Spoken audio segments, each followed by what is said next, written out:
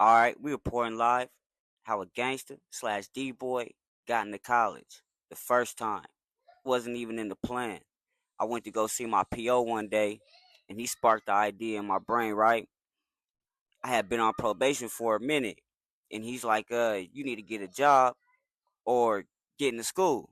Damn sure wasn't trying to get a job, so school was the move. But I don't even really know what to do to get into school. Like I'm just thinking, he talking about just go get my GED type shit. I don't understand how to get into college or nothing like that, right? Now let's press rewind. I'm gonna take y'all back to the beginning. I was doing an 8-month county bid, and when I was young, like elementary, junior high school, I wanted to go to college. I used to watch Sister Sister all the time. I even wanted to go to Michigan College because in the show that's where they went. But by the time high school came around, I got into the streets. The streets had a hold of me, right? I'm moving state to state. I'm functioning with a gang of people, doing a whole lot of bullshit. You feel me? Now let's press fast forward. I'm in a boring ass county, right? So I signed up for GED classes just so I get out the section because it's boring as hell in there. Only thing to do is play handball. So I start doing the GED classes. And it's going good. I'm down there about ready to graduate because I ain't dumb. Like, I'm going to pay attention. Even though I'm there for some bullshit, I'm still going to pay attention. All right, so I'm about to take the GED test, right? I'm about probably a week or two away from taking the GED test. I get released right before I'm finna take the test. And my dad had got me into this program. So when I got out, I went to the program. That actually saved me from going to the pen. They was trying to send me, and he gave me into this program. He had a lot of connections within programs and stuff, so he gave me into a program. So I go to the program for 30 days, and it's like a halfway house, but way better. They had basketball court, they had a gym, working out gym. They had a they had a big ass flat screen TV in this big old living room. They fed you all day, every day. It was cool as hell. A lot of the homies was coming to see me. My relative, he resting in peace now. My relative dog, man, he came up there to see me, and he threw me some bread and shit. You know what I mean? I remember one day there was a car show, and my one of my other older relatives and some of the OGs had donks and lowriders at the time. And I'm telling them, I'm like, come get me, nigga, come pick me up from I'm at the program. I'm like, come pick me up. He like, all right. He come pull up on me. He pull up with all the older homies. He pull up with the older homies. It's like 4 or 5 older homies and him. They all nice ass whips, big rims, low riders. They pull up right and I'm already big dog status at the program already. You know what I mean? But that shit just boosted my status even more. They like, man, you know what I mean? Who this nigga is? You feel me? All right, so boom, I get out the program after the 30 days, and I'm doing my thing. You know what I mean? I'm fully in it. I'm in this back in the streets. I'm business is open. You dig me? Now I'm really able to move around, spread my wings. You dig? One day, I'm riding in the whip, doing my stuff, and I hear on the radio that this college will pay for you to get the GED and give you free classes to prepare you for the GED. So I hit them up, get signed up and all that, and they was cool in the fan up there too. And their program was like cool as hell too. They really prepared you for it. I'm telling you, like it was like a 95%, 99% chance you was gonna pass that test, and that was their percentage too, something like that. So I get in the program, you feel me, and I'm doing my stuff. And one day I went to my homie's barbershop. He one of the homies from the set. We chopping it up. We started talking about school, and we don't really know what the other one's really into. You know what I mean? And I start telling them, you know what I mean? I'm about to get my GED. You know what I mean? He's like, when you get it, go to college. I'm like, nigga, how the fuck I'm gonna do that? He's like, all you need is a GED, nigga. I'm like, yeah, right. And he's about to start college the same. It was how ironic, right? He about to start college, the same semester that he's telling me about getting in. He just got into. So I'm like, all right, I go up there, go see what's happening. I get signed up, fast for all that, and then they accept me. I ain't gonna lie, I'm like mind blown. Like, damn, okay, you know what I mean? All right, now pause. In the midst of all this, I'm piping this white chick down, right?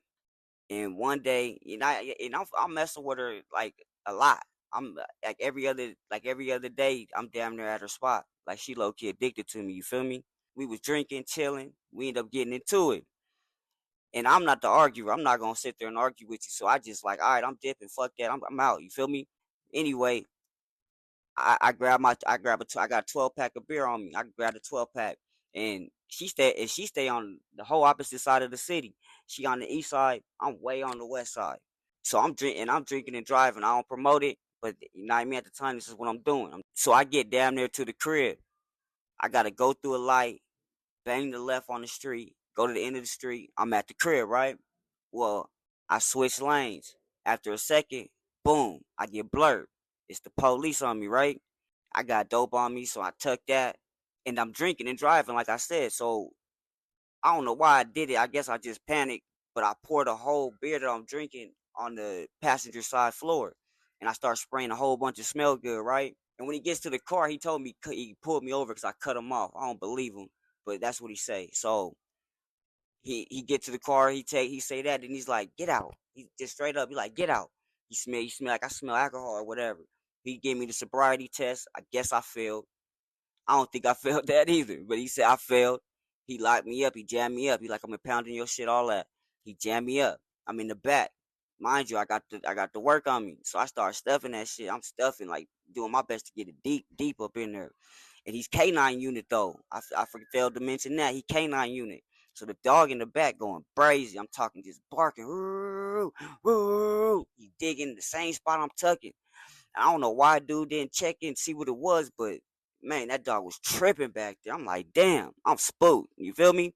So he take me to the police station, right? And he had me blow into a breathalyzer, and I blow hella high number, and I'm on probation too, mind you. He tells me he cool in the fan, right? He tell me he's like, if you get somebody to come pick you up, but I can't remember the time, but he gave me a certain time limit. You get someone to pick you up by this time, I'll let you go. I'm like, all right. I called everybody in the motherfucking phone. Nobody would answer. Of all people, my dad answers. And my dad, he from the streets, been in the streets my whole life. You feel me? So he, you know what I mean? I'm trying to low key explain to him and Cole what's happening. So he get it. He like, all right, I'm on my way. You know what I mean? He smashed. He get there quick too. And he on the other side of town. You know what I mean? He stay on the north side. I'm way on the west side. And I can really tell him what's happening. You know what I mean? He's like, nigga, you lucky than a motherfucker. He take me to the crib or whatever. The next day, I'm talking to my uncle, Troy, and we talking about the situation. He trying to get me to call my PO, and I'm like, fuck that. You know what I mean? They gonna lock me up. I might as well run. He like, nah, nigga. If you just tell them, be real with them, they won't take you. I let this nigga talk me into it. So I call him, tell him. He like, all right, just come in and check in real quick. You know, I ain't stupid. He about to take me. I know it. And old girl, she blowing me up. She was blowing me up too. Like the whole morning, she blowing me up. I ain't answering the phone. I'm like, I'm mad as fuck, right? I finally answer the phone. I talk to her and I tell her what's happening. And she's like, oh, don't go without me. I feel like it was my fault. Like, don't go without me, please. Woo, woo. I let her convince me to go with me, right? Okay, boom. I go see my PO with her. And she doing all the talking. I ain't saying shit because I know what time it is, you dig? I ain't saying nothing. She doing all the talking like it was my fault. You know what I mean? We got into an argument. He was in a bad situation. He gonna come live with me. She you know what I mean? She saying this and that. The PO, he buy it. He look at me, he like, the only reason I ain't taking you to jail is because of her. He like, you need to thank her. I'm like, all right, whatever, you dig. So I move in with girl. And I'm living a double life with her because you know what I mean? She's a white girl and she's a square girl. So I'm living a double life. I'm still doing my thing, selling dope. Oh yeah, and my car had broke down. My car was sitting in the front of her shit, but it was broke down. So I had to depend on this girl for damn near everything. Well, I still had, you know, my motion in the street, but I had to do that on the low. So like I said, I'm living a double life. She don't know what I'm doing. But every time I leave, she like hella harassing me. Where you at? Do you need me to pick you up? Do you want me to get you something to eat? Like just texting constantly. Just send me your locations just in case you need me to come get you or something. Like wild shit. You feel me? Low key possessive as hell. You dig? But when I knew she wasn't all the way there, is when I moved in the first day. Like I don't know what to expect. You know what I mean? This is my first day. I wake up. She's like, I gotta go to work. You know, you gonna have to keep watch the baby. And I'm like, in my head, I'm like, yeah, but I'm like, you lucky that I'm a boo nigga. You know what I mean? Because and that's what I always hate about chicks is they trust niggas way too quick around their kids. But anyway, boom. I'm watching the girl, you feel me? But I knew she off at this time, you feel me? A little off. I don't even know what that is. But anyway, I'm watching the little and the little girl was cool. She was autistic, but she was cool. She was bad as hell, but she was cool though. You dig me? Oh girl, she a freak though, you know what I mean? She like I'm piping this chick down all the time. You know what I mean? She digging. She like super addicted. But every time I pipe her down, she start bleeding like crazy blood. So we going to the hospital a lot and shit. Eventually though, I get and I'm taking the GED classes too. She's taking to my GED classes. You know what I mean? And the crazy oh yeah, so we get into an argument, and I'm about to dip, and she tell me, she's like, if you leave, I'm gonna beat myself up, and I'm gonna tell the police you did it. So boom, I don't say shit. I'm like, all right, she got that. Well, shit go on. It was decent, it was pretty decent. She's still crazy, but time life goes on. You dig me? Right after I get my GED, like days after I get my GED and pass the test, fucking we get into it again. And this time, for the last time, I know, don't say shit. It's all right. She say what she say. I'm like, all right, go to sleep. The next morning, she want me to go to work, right? I mean, she go to work. I dip. I pack my shit up and I just dip. I called her though. I'm like, come get your baby real quick. She need to be changed. And I left. I wouldn't change her or nothing. You know what I mean? I would call her from her job to come change the baby. She stayed. I mean, she worked like right there. Her daddy had all this bread, and she lived on top of her job. Like it was an apartment on top of where she worked. Her daddy owned all that shit. But she was so she could just come upstairs. So I did, boom, I was gone. I ain't ever go back. This shit happened in a short amount of time, like a real short amount of time. Weeks before this, like right before the semester's about to start. The semester starts. I start college. And it's cool. Like I'm doing my thing. Like we having fun. I'm having fun. All that. It's turned up. College was fun as hell. I ain't. It's community college, but it was fun. I was turned up in there. You feel me? I'm doing my thing. But like I said, I'm not even going to school for the right reasons. I'm just doing it so I ain't got to work. You know what I mean? I'm fully in the streets. So when I leave school, I'm back on the block, going to clubs. Every function that's popping, we at it. We turned up, stomping niggas out, shooting up clubs, kicking those, all the whole nine, turned all the way up. You dig me? So a month or two into the semester, I copped the Oldsmobile on 24s, black and yellow. You know what I mean? I'm turned up. You really turned up now. Pull up to the college, taking pictures, all that. Like I'm turned up to the max.